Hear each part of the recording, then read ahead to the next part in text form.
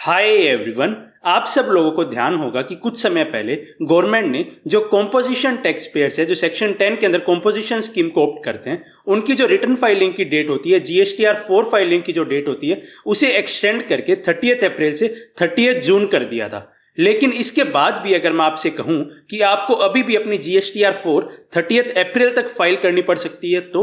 तो इस पूरे इशू को, ये पूरा मैटर क्या है, किस केस के अंदर आपको अपनी GSTR 4 30 जून की जगह अभी भी ये चेंजेस आने के बाद भी 30 अप्रैल तक फाइल करनी पड़ सकती है, इस पूरी चीज को समझने के लिए हम डायरेक्टली हमारी स्क्रीन के ऊपर चलते हैं। तो इस पर्टिकुलर चीज के लिए जो रूल 62 है वो बात करता है, और 62 का सब रूल 1 अगर आप देखेंगे तो बात करता है कि हर रजिस्टर्ड पर्सन जो सेक्शन 10 के अंदर टैक्स पे कर रहा है वो क्या करेगा, वो अपनी रिटर्न फाइल करेगा हर फाइनेंशियल ईयर के लिए GSTR 4 फॉर्म के अंदर। और वो GSTR 4 फॉर्म आपको कब तक फाइल करना है, तो वो आपको 30 अप्रैल तक फाइल करना है। फाइनेंशियल ईयर एंड होने के बाद जो 30 अप्रैल आएगी तब तक आपको ये आपका GSTR 4 फॉर्म फाइल करना है। इस बार अब चेंजेस क्या है रिसेंटली, जिसके बाद जो फाइनेंशियल ईयर 24-25 है उसके लिए जो आपकी GSTR 4 फॉर्म फाइल करने की डेट है वो बदल गई। तो इसके लिए गवर्नमेंट ने क्या किया, यहां पे एक प्रोवाइजो ऐड किया। इसी सब रूल के अंदर, सब रूल 1 के अंदर एक प्रोवाइजो ऐड किया, और प्रोवाइजो ऐड करके गवर्नमेंट ने क्या बोला कि प्रोवाइडेड दैट कि जो फॉर्म GSTR 4 है फाइनेंशियल ईयर 24-25 ऑनवर्ड्स,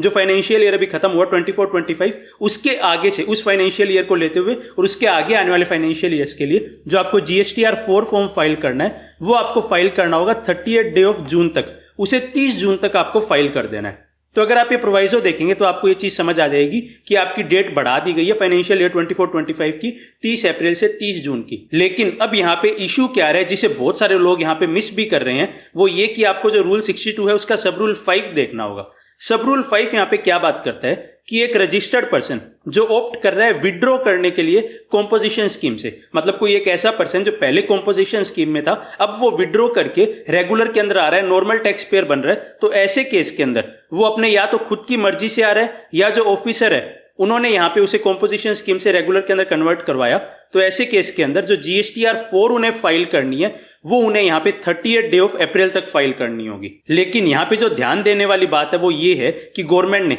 जैसे सब रूल 1 के अंदर एक प्रोवाइजो ऐड किया कि आप ठीक है 30 अप्रैल तक फाइल करना है, लेकिन 24-25 ऑनवर्ड्स आप 30 जून तक फाइल कर दीजिए। लेकिन इस पर्टिकुलर केस के अंदर इन्होंने इस तरह का कोई भी प्रोवाइजो ऐड नहीं किया। जो 30 अप्रैल की डेट है वो यहाँ पे अभी भी वही लिखी हुई है। यहाँ पे प्रोवाइजो डाल के ये बात नहीं बोली गई कि इस पर्टिकुलर केस के अंदर भी जहां पे आप कॉम्पोजिशन स्कीम से नॉर्मल टैक्स पेयर बन गए, रेगुलर टैक्स पेयर बन गए, वहां पे भी आप 30 अप्रैल की जगह 30 जून को फाइल कर दीजिए। ऐसी कोई भी बात यहां पे लिखी नहीं गई। तो इसका मतलब ये पढ़ने से ये चीज समझ आ रही है कि जहां पे कोई टैक्स पेयर कॉम्पोजिशन से रेगुलर के अंदर आ गया, जब वो फाइनेंशियल ईयर 24-25 की अपनी रिटर्न फाइल करेगा, GSTR 4 फाइल करेगा, क्योंकि उस पर्टिकुलर पीरियड के अंदर वो कॉम्पोजिशन के अंदर था, तो उसे अपनी जो GSTR 4 फाइल करनी है वो यहां पे 30 जून की जगह अभी भी 30 अप्रैल तक ही फाइल करनी है। तो इस पूरे डिस्कशन के बाद एक जेन्युइन सवाल ये आता है कि जो सब रूल 1 के अंदर प्रोवाइजो ऐड किया गया है, क्या उसका बेनिफिट हमें सब रूल 5 के अंदर नहीं मिल सकता? क्या ये नहीं मान सकते कि इसी प्रोवाइजो के थ्रू जो नीचे वाला सब रूल 5 है जहां पे कॉम्पोजिशन से रेगुलर के अंदर आ गए,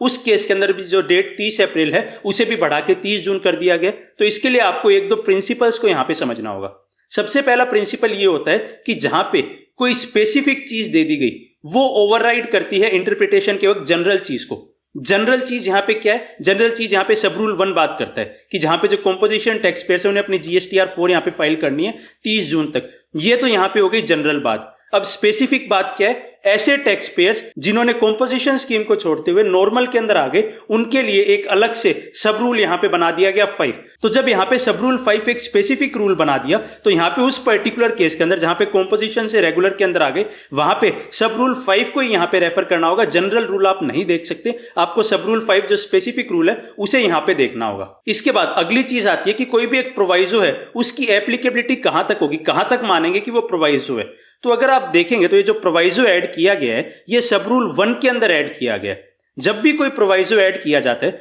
तो वो जो मेन प्रोविजंस होते हैं, जो मेन यहाँ पे रूल है, सब रूल 1 है जो मेन, उसका एक एक्सेप्शन कार्व आउट करता है, उसी में से एक केस निकालता है कि कहां पे वो चीज अप्लाई नहीं करेगी। ये एक एक्सेप्शन कार्व आउट करता है उसी के अंदर जो मेन प्रोविजन है उससे। तो कभी भी एक प्रोवाइजो की एप्लीकेबिलिटी जो मेन प्रोविजन है उसकी जो लिमिट्स है उससे बियॉन्ड जाके किसी भी एक प्रोवाइजो की एप्लीकेबिलिटी नहीं हो सकती। तो जब ये मेन प्रोविजन जो सब रूल 1 है उसकी ही एप्लीकेबिलिटी नहीं हो पा रही उन पर्टिकुलर केसेस में जहां पे कॉम्पोजिशन से रेगुलर के अंदर आ गए, तो ये जो प्रोवाइजो है वो भी उन्हीं 4 कॉर्नर्स के अंदर अप्लाई करेगा जो यहां पे इंक्लूड नहीं कर पाएगा जो यहां पे कॉम्पोजिशन से रेगुलर के अंदर आ गए। तो ये जो प्रोवाइजो है उसका एप्लीकेबिलिटी यहां पे 1 के अंदर ही आ पाएगी, 5 के अंदर नहीं आ पाएगी, जिसका बेसिकली मतलब ये है कि जहां पे कॉम्पोजिशन से रेगुलर के अंदर आ गए वहां पे आपको 5 ही देखना होगा, इस प्रोवाइजो का बेनिफिट आपको नहीं देखना होगा और उस पर्टिकुलर केस में आपको 30 अप्रैल को ही ड्यू डेट मानते हुए अपनी जीएसटीआर 4 फाइल करनी होगी। इसके बाद बहुत सारे लोगों का आर्गुमेंट ये आ सकता है कि इस तरह का प्रोवाइजो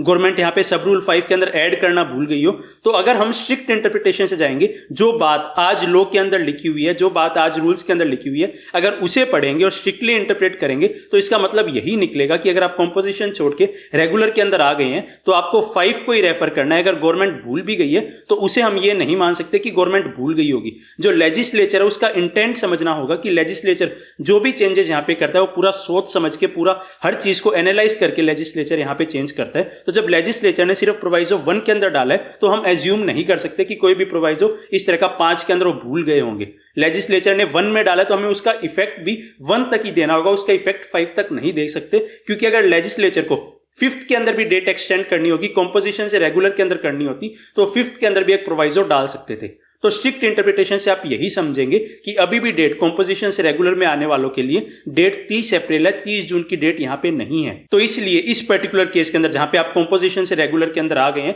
तो आप अपनी जीएसटीआर 4 फाइल करने के लिए 30 जून का वेट मत कीजिए, आपको अपनी जीएसटीआर 4 30 अप्रैल तक की फाइल करनी चाहिए। तो आई होप आपको हमारे आज के इस डिटेल डिस्कशन से इस चीज के रिगार्डिंग क्लैरिटी मिली होगी कि जीएसटीआर 4 की ड्यू डेट क्या है और किस पर्टिकुलर केस में जो एक्सटेंडेड ड्यू डेट है उसका बेनिफिट नहीं मिलेगा, आपको अभी भी 30 अप्रैल की डेट मानते हुए अपनी जीएसटीआर 4 फाइल करनी है। एंड आई ऑल्सो होप कि ये वीडियो आपके लिए हेल्पफुल रही होगी। So finally thanks for watching and stay tuned.